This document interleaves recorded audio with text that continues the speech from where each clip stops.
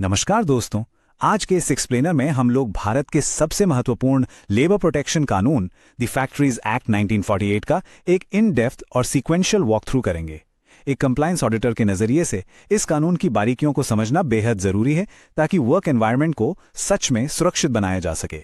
आगे बढ़ने से पहले बता दूं कि इस एक्सप्लेनर को विशेष रूप से इंजीनियर सौरभ गौतम ने डिजाइन किया है हमारे उन आर्मी और एयरफोर्स सर्जन्स के लिए जो एमएसएमई टेक्नोलॉजी सेंटर बद्दी में फैक्ट्री कंप्लायंस ऑडिटर का कोर्स कर रहे हैं। नए रोल्स में ट्रांजिशन करने के लिए ये जानकारी आप सभी के लिए एक सॉलिड फाउंडेशन का काम करेगी। तो शुरू करें। आज का हमारा रोड मैप कुछ इस तरह दिखेगा। हम शुरू करेंगे बेसिक्स और इंस्पेक्टिंग स्टाफ से, फिर हेल्थ, सेफ्टी और हैजर्ड्स को देखेंगे।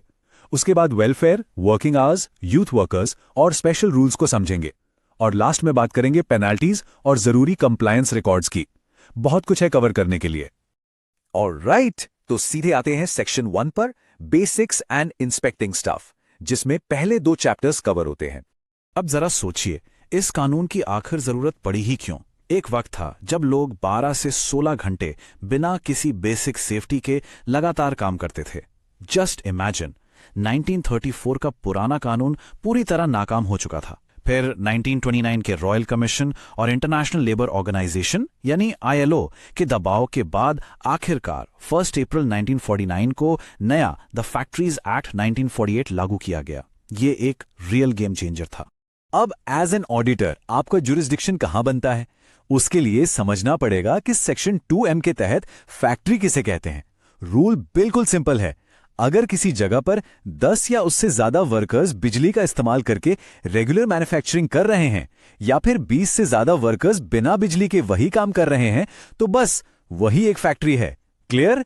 ये क्राइटेरिया लीगल जुरिस्डिक्शन को एकदम परफेक्टली सेट करता है। अब बात आती है पावर्स की। चैप्टर 2 में इंस्पेक्टिंग स्टाफ की ताकतों का जिक्र है। एक इंस्पेक्टर को क्या अथॉरिटी मिलती है? वो किसी भी फैक्ट्री में कभी भी, दिन हो या रात, एंटर कर सकते हैं। मशीन्स और रिकॉर्ड्स इंस्पेक्ट करना, केमिकल सैंपल्स लेना और जरूरत पड़ने पर सख्त लीगल नोटिसेस इशू करना, ये सब उनके पावर में है। ऑडिटर्स के पास फैक्ट्री फ्लो पर यही सबसे मजबूत अथॉरिटी होती है।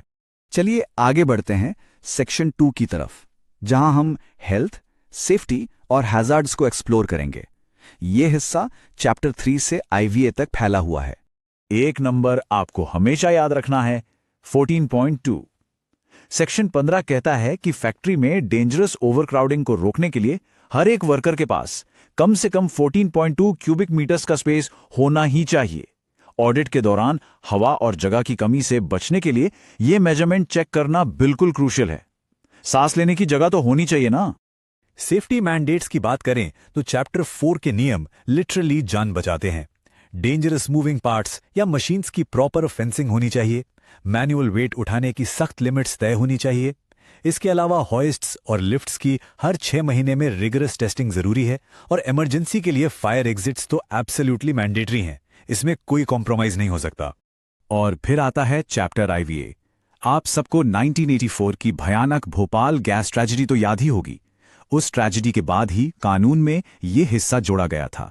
इसमें हैजर्डस केमिकल्स के लिए बेहद सख्त स्टेप्स हैं, जैसे गवर्नमेंट का साइट अप्रेजल, डेंजरस केमिकल्स की इन्फो का पूरा डिस्क्लोजर, वर्कर्स की प्रॉपर मेडिकल सर्वेलेंस और इफेक्टिव इमरजेंसी एक्शन प्लान्स। ये स्टेप्स इसलिए हैं ताकि हिस्ट्री वापस रिपीट ना हो। मूविंग ऑन टू सेक्शन 3, यहां हम चैप्टर्स वे और वीआई कवर करेंगे जो डायरेक्टली फोकस करते हैं वेलफेयर और वर्किंग आवर्स पर। एक और इंपॉर्टेंट लीगल थ्रेशोल्ड 250। अगर किसी फैक्ट्री में 250 या उससे ज्यादा वर्कर्स काम कर रहे हैं तो ओनर को लीगली उन्हें एक सब्सिडाइज्ड कैंटीन प्रोवाइड करनी ही पड़ेगी। ये कोई लग्जरी नहीं बल्कि वर्कर्स के वेलबींग का एक बेसिक हिस्सा है। और उसके बाद आता है दूसरा बड़ा थ्रेशोल्ड, 500। जब वर्कर्स की संख्या 500 तक पहुंच जाती है तो एक डेडिकेटेड वेलफेयर ऑफिसर अपॉइंट करना बिल्कुल मैंडेटरी हो जाता है। एज अ स्मार्ट ऑडिटर आपको हमेशा ये एम्प्लॉय काउंट्स क्रॉस चेक करने हैं ताकि इन अनिवार्य फैसिलिटीज पर नजर रखी जा सके। चैप्टर 6 टाइम रेगुलेशंस का पूरा फ्रेमवर्क देता है। देखिए, अडल्ट वर्कर्स के लिए लिमिट है मैक्सिमम 9 घंटे डेली और 48 घंटे वीकली। और हां, ओवर टाइम पर डबल पे देना अनिवार्य है। वहीं दूसरी तरफ अडोलेसेंट यानी किशोर वर्कर्स के लिए ये लिमिट आधी रह जाती है, सिर्फ 4.5 घंटे डेली, और उन पर नाइट शिफ्ट्स का कंप्लीटली सख्त बैन है। सच बताऊं तो ऑडिट्स के दौरान सबसे ज्यादा डिस्क्रिपेंसीज इन्हीं रजिस्टर्स में मिलती हैं। आगे बढ़ते हैं सेक्शन 4 पर, यूथ लीव स्पेशल रूल्स। इस सेक्शन में हम चैप्टर्स 7 से 9 तक का सफर तय करेंगे। चैप्टर 7 का मैंडेट क्रिस्टल क्लियर और डायरेक्ट है। चाइल्ड लेबर पूरी तरह से बैंड है, एब्सोल्युटली जीरो एक्सेप्शंस। 14 साल से कम उम्र के किसी भी बच्चे को फैक्ट्री में किसी भी हाल में काम पर नहीं रखा जा सकता। एक ऑडिटर के तौर पर इस रूल पर आपको जीरो टॉलरेंस मेंटेन करनी है। अब जरा छुट्टियों का मैच समझते हैं, जो चैप्टर 8 में है। अर्न्ड लीव पाने के लिए पहले 1 साल में 240 दिन काम करना जरूरी है। उसके बाद अडल्ट्स को हर 20 दिन के काम पर 1 दिन की पेड लीव मिलती है। सबसे बड़ा कैच क्या है? छुट्टी पर जाने से पहले इन लीव्स की फुल वेजेस एडवांस में मिल जानी चाहिए। ये चीज आपको लीव रजिस्टर में मेटिकुलसली क्रॉस चेक करनी पड़ेगी। चैप्टर आई कुछ स्पेशल प्रोविजंस के बारे में बताता है। यहां स्टेट गवर्नमेंट्स के पास कुछ एक्स्ट्रा पावर्स हैं। वो चाहें तो सीजनल फैक्ट्रीज जैसे कॉटन जिन्स के नियम मॉडिफाई कर सकती हैं, किसी स्पेसिफिक प्रोसेस को डेंजरस ऑपरेशन डिक्लेयर कर सकती हैं, और नोटिफाइबल ऑक्यूपेशनल डिजीजेस की गहन जांच भी करवा सकती हैं। और अब हम पहुंच गए हैं अपने आखिरी हिस्से पर, section 5, penalties and compliance records. यहां चैप्टर्स X और 11 पर फोकस होगा। चैप्टर X साफ साफ बताता है कि रूल्स तोड़ने की कीमत क्या होती है। पहली गलती पर 1 लाख रुपए तक का फाइन और 2 साल तक की जेल हो सकती है। ऑफेंस रिपीट होने पर फाइन सीधा 2 लाख और जेल 3 साल।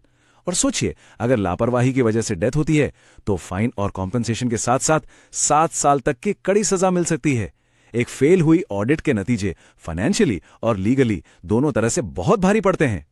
इन सब से बचने के लिए ग्राउंड रियलिटी और पेपर वर्क को मैच करना पड़ता है, जो चैप्टर 11 की लिस्ट से होगा। आपको साइट विजिट पर क्या डिमांड करना है? फैक्ट्री लाइसेंस, एडल्ट और यंग वर्कर्स का register, overtime register, accident reports और clearly displayed notice of work hours. यही वो टैंजिबल प्रूफ्स हैं जो आपके ऑडिट का आधार बनेंगे। हमारे नए ऑडिटर्स को आज का इवॉल्विंग लेजिस्लेटिव लैंडस्केप भी समझना चाहिए। जहां हमारा लेगेसी 1948 एक्ट पेपर रिकॉर्ड्स पर चलता था और मुख्य रूप से सिर्फ फैक्ट्रीज पर लागू होता था, वहीं नया OSH कोड 2020 लगभग सभी वर्कप्लेसेस को कवर करता है। ये डिजिटल रिकॉर्ड्स को मान्यता देता है और रूल्स को काफी आसान बनाता है, लेकिन ग्राउंड लेवल सेफ्टी बेसिक्स आज भी वही हैं। तो इस पूरे एक्सप्लेनर को वाइंड अप करते हुए एक सवाल छोड़कर जाता हूं।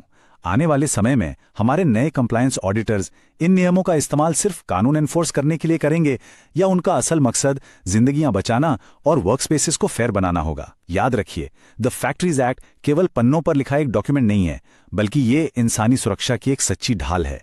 आई होप इस एक्सप्लेनर से आपको बहुत क्लैरिटी मिली होगी।